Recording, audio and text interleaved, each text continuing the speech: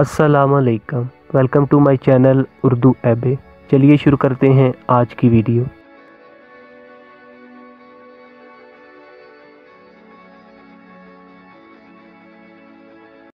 حضرت عمر بن مسلم رحمۃ اللہ علیہ کا بیان ہے کہ ایک گورکر نے اپنی زندگی کا واقعہ اس طرح بیان کیا کہ میں نے ایک مرتبہ 3 مردوں کے لیے لگاتار قبریں کھودیں۔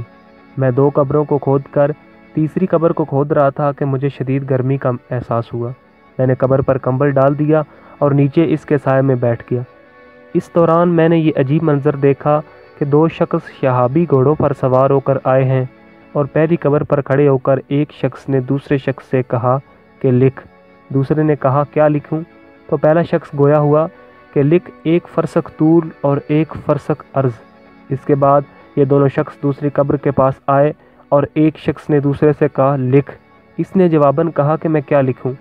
چنانچہ پہلے شخص نے کہا کہ لکھ مد بصر یعنی تا حد نگاہ۔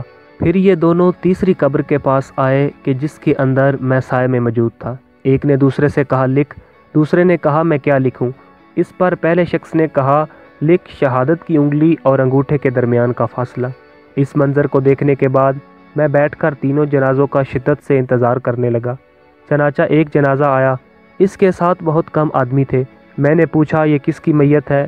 لوگوں نے بتایا کہ یہ ایک عیالدار غریب بہشتی سکہ ہے، اس کے پاس کوئی سامان نہیں تھا، ہم نے اس کی تجہیز و تکفین کا سامان کر دیا ہے۔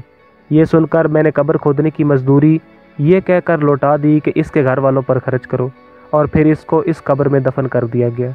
پھر دوسرا جنازہ آیا، اس جنازے کے ساتھ سوائے اٹھانے والوں کے اور کوئی نہ تھا۔ یہ جنازہ اس دوسری قبر کے پاس آیا کہ جس کے بارے میں دونوں سواروں نے تا حد نگاہ بتایا تھا۔ میں نے پوچھا کہ یہ کس کا جنازہ ہے؟ تو لوگوں نے بتایا کہ یہ ایک مسافر غریب الوطن ہے، نہایت بے کسی میں ایک گھوڑے پر مرا پڑا تھا۔ چنانچہ میں نے اس کی قبر پر بھی کوئی مزدوری نہ لی اور پھر وہ بھی دفن کر دیا گیا۔ پھر تیسرے جنازے کے لیے عشاء تک انتظار کیا۔